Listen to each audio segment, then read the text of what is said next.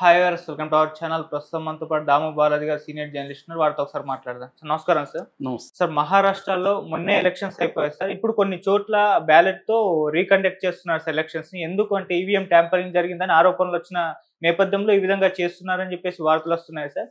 మరి బ్యాలెట్‌తో ఇప్పుడు ఎలక్షన్స్ నిర్వహిస్తే ఈ పరిస్థితి ఏ విధంగా ఉంటాయి? అలాగే సార్ ఎలక్షన్స్ అయిపోయి ఫలితాలు వచ్చాయి ఇన్ని రోజులైనప్పటికీ ఇంకా కూడా వాళ్ళ ముఖ్యమంత్రి ఎవరు అనౌన్స్ చేయలేదు. మరి రేపు అనౌన్స్ చేస్తారని అంటున్నారు. మరి రేపన్నా అవుతుందా లేదా? మీరేం చెప్తారు సార్ మహారాష్ట్ర పైన?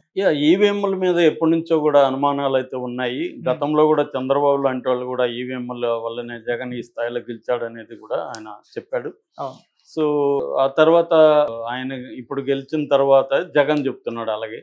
అట్లాగే మొన్న కూడా సుప్రీంకోర్టు కేఏ పాల్ పిటిషన్ వేసినప్పుడు గెలిచినప్పుడేమో ఈవీఎంలు తప్పు లేదంటారు, ఓడిపోయినప్పుడేమో ఈవీఎంలు తప్పు అంటారు అని పిటిషన్ కొట్టేసింది. బట్ మొన్న హర్యానా మహారాష్ట్ర ఎన్నికల తర్వాత ఏడీఆర్ కానీ అసోసియేషన్ ఫర్ డెమోక్రటిక్ ఇది కానీ తర్వాత కొన్ని సంస్థలు సీనియర్ సిటిజన్స్ ఇలాంటి సంస్థలు సిటిజన్స్ కలెక్టివ్ ఇలాంటి సంస్థలు దీని మీద రీసెర్చ్ చేశాయి. మొత్తం అసలు ఏమేమి ట్యాంపరింగ్ ఎలా జరుగుతుంది ఏంటి రీసెర్చ్ చేసి వాళ్ళు కొన్ని చెప్పారు. అందులో మనం ఆల్రెడీ ఒక టాపిక్ చెప్పుకున్నాం. మహారాష్ట్రలో 5:30కి అంతా కూడా ఓటింగ్ మామూలుగా అయిపోతుంది.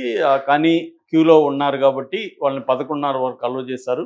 సో 5:30కి నుంచి 11:30కి మధ్య గ్యాప్ ఓట్ల శాతం తీసుకుంటే 7.87% అంటే దాదాపు 8% ఆ గ్యాప్లో పెరిగింది.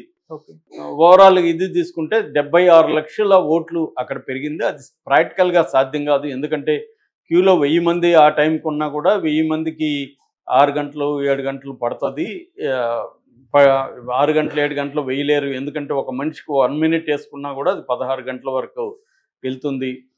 రెండోది ఒక బూత్లో యావరేజ్లో మొత్తం యావరేజ్ తీసుకుంటే 1000-1200 కంటే ఎక్కువ ఉండదు. రెండోది హిస్టారిక్గా తీసుకుంటే ఈ పీరియడ్లో 1% కానీ లోపలే పెరుగుతుంది, కానీ 7-8% పెరిగిన చరిత్ర ఎప్పుడూ లేదు హిస్టరీలో. సో ఖచ్చితంగా దీన్ని ఎక్స్ప్లెయిన్ చేయాల్సిన అవసరం ఎలక్షన్ కమిషన్కి ఉందని చెప్పారు. ఎలక్షన్ కమిషన్ కూడా ఫస్ట్లో దీని మీద ఏ రకమైన స్పందన లేకపోయినా మొన్న మాట్లాడడానికి ఒప్పుకునింది ఇండియా కూటమి వాళ్ళతో. అట్లాగే దీని మీద సుప్రీంకోర్టులో కూడా కేసులు వేస్తున్నారు. అసలు ఎలక్షన్ కమిషన్ని నియమించే పద్ధతిని మోడీ వచ్చి మార్చేశాడు. అంతకుముందు ఎలక్షన్ కమిషన్ నియమించే దాంట్లో ప్రధానమంత్రి, ఒక క్యాబినెట్ ర్యాంక్ మంత్రి, ప్రతిపక్ష నాయకుడు, సుప్రీంకోర్టు న్యాయమూర్తి ఇంతమంది ఉండేవాళ్ళు. ఇప్పుడు కేవలం ప్రధానమంత్రి, క్యాబినెట్ మంత్రి, తర్వాత ప్రధాన ప్రతిపక్ష నాయకుడు ముగ్గురే ఉంటున్నారు. ముగ్గురులో ఇద్దరు మాటే చెల్లుతుంది. ఇద్దరు వీళ్ళే కదా, మోడీ అండ్ వాళ్ళ మంత్రి. కాబట్టి వాళ్ళు అనుకున్ననే ఎలక్షన్ కమిషనర్లుగా ముగ్గురిని నియమిస్తే మోడీ చెప్పిన మాటే వాళ్ళు వింటారు. ఇది అట్లాగే సుప్రీంకోర్టు జడ్జెస్ కూడా ఇదే జరుగుతుంది చీఫ్ జస్టిస్ విషయంలో కూడా. అందుకని ఇప్పుడు ఆ కేసు పెండింగ్లో ఉంది. సంజయ్ ఖన్నా, మన చీఫ్ జస్టిస్ సంజయ్ ఖన్నా కూడా నేను ఇది వాదించను, ఎందుకంటే నా నియామకం కూడా దీంట్లో కిందకి వస్తుంది కాబట్టి నేను ఇది వాదించను, నేను ఇది విచారించను, వేరే బెంచ్కి ఇస్తానని చెప్పి ఆయన కూడా అన్నాడు. సో ఇది చాలా సీరియస్ ప్రాబ్లం. ఎందుకంటే రేపు జమిలీ ఎన్నికల్లో కానీ ఇదే జరిగితే ఇంకా ప్రతిపక్షాలు అసలు కంటెస్ట్ చేయడమే వేస్ట్, మూసుకుని ఇంట్లో కూర్చుంటే బెటర్ అన్న పద్ధతిలో పరిస్థితి అయితే వచ్చింది. దేశవ్యాప్తంగా ఈవీఎంల మీద అయితే అందరికి అనుమానాలు ఉన్నాయి. ఈవీఎంలను ఎలా ట్యాంపరింగ్ చేయొచ్చో మొన్న కూడా ప్రదర్శించి చూపించారు. కాబట్టి ప్రపంచవ్యాప్తంగా కూడా ఎలన్ మస్క్ లాంటి వాళ్ళు కూడా ఈవీఎంలు వద్దని చెప్తున్నారు. టెక్నాలజీ గురువు అయిన, టెక్నాలజీలో కింగ్. సో అలాంటి వాళ్ళే ఈవీఎంలు వద్దంటున్నారు. రెండోది ప్రపంచవ్యాప్తంగా ఎక్కడ కూడా పెద్ద దేశాల్లో ఈవీఎంలు వాడట్లేదు, ఓన్లీ కొన్ని చిన్న చిన్న దేశాల్లోనే వాడుతున్నారు. అట్లాంటిది అతిపెద్ద డెమోక్రటిక్ కంట్రీ అయిన ఇండియాలో ఇది వాడడం కరెక్ట్ కాదనే అభిప్రాయాలు ఉన్నాయి. అయితే బ్యాలెట్ బాక్స్లో ఉండే సమస్యలు బ్యాలెట్ బాక్స్లో కూడా ఉన్నాయి. ఏదేమైనా దీనికి వ్యతిరేకంగా ఇప్పుడు మహారాష్ట్రలో పెద్ద ఎత్తున ఉద్యమం మొదలైంది ఈవీఎంలని వాడకూడదని. అందులో ఒక విలేజ్ చాలా సంచలనమైన నిర్ణయం తీసుకుంది. ఆ విలేజ్ ఏంటంటే మళ్ళీ బ్యాలెట్ బాక్స్ పద్ధతిలో తాము ఓట్లు వేస్తాము స్వతంత్రంగా అనే ఒక నిర్ణయం తీసుకుంది. ఆ విలేజ్ ఏంటంటే మల్షీరాస్ అనే ఒక కాన్స్టిట్యుయెన్సీ ఉంది సోలాపూర్ జిల్లాలో.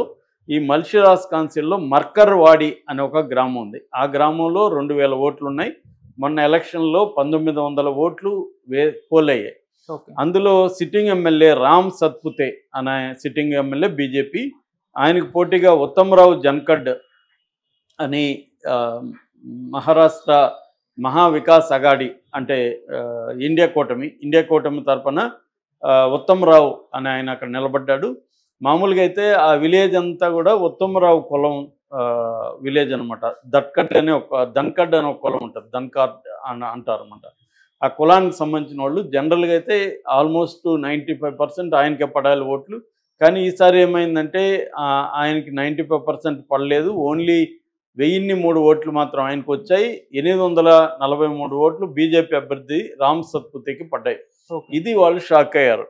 ఇది ఎట్లా సాధ్యం? మా ఊరంతా కూడా ఎప్పటి నుంచో వాళ్ళ ఫ్యామిలీ మొహితే పటేల్ ఫ్యామిలీ అంటారు. మొహితే పటేల్ ఫ్యామిలీకి ఉత్తమరావు జన్కడ్కి మేము వేస్తాము. అలాంటిది ఈయనకి ఎలా ఇన్ని ఓట్లు పోల్ అయినాయి అనేది వాళ్ళకి ఆశ్చర్యమైంది. వాళ్ళు ఎలక్షన్ కమిషన్కి వెళ్ళి ఆ డేటా ఇవ్వమంటే వాళ్ళు ఇవ్వలేదు.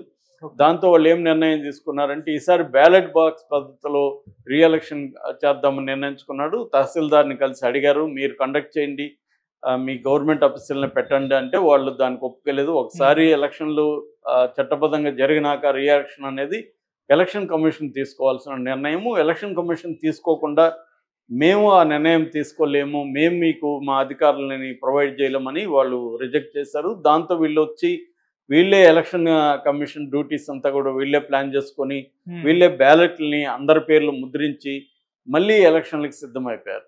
దీంతో సెంట్రల్ గవర్నమెంట్, స్టేట్ గవర్నమెంట్ అప్రమత్తమయ్యాయి. ఇలాగా కానీ దీన్ని ఎంకరేజ్ చేస్తే దేశవ్యాప్తంగా ఇలాగ ఎవరికి వాళ్ళు మళ్ళీ ఎలక్షన్లు పెట్టుకొని ఈవీఎంలు తప్పని ప్రచారం చేయడం మొదలు పెడతారు. ఇది కరెక్ట్ ట్రెండ్ కాదని వాళ్ళు ఏం చేశారంటే పెద్ద ఎత్తున ఒక 50 నుంచి 100 మంది పోలీసులను అక్కడ మోహరించారు. బిఎన్ఎస్ఎస్ భారతీయ న్యాయ సురక్షా సంహిత కొత్త చట్టం ప్రకారం 163 సెక్షన్ ప్రకారం కర్ఫ్యూ విధించారు అక్కడ. అంటే ఎవరు కూడా వీధుల్లోకి రావద్దు అని కర్ఫ్యూ విధించారు. దాంతో ఆందోళన మొదలైనవి, గొడవలు వచ్చే పరిస్థితి ఉంది. దాంతో ఆయన ఎమ్మెల్యేగా గెలిచిన ఉత్తమరావు జన్కడ్తో గవర్నమెంట్ మాట్లాడింది, పోలీసులు మాట్లాడారు, మీరు చెప్పండి మీ విలేజెస్ కానీ విలేజ్ పెద్దలతో కూడా మాట్లాడి ఆ ఎలక్షన్ అయితే ఆపించేశారు.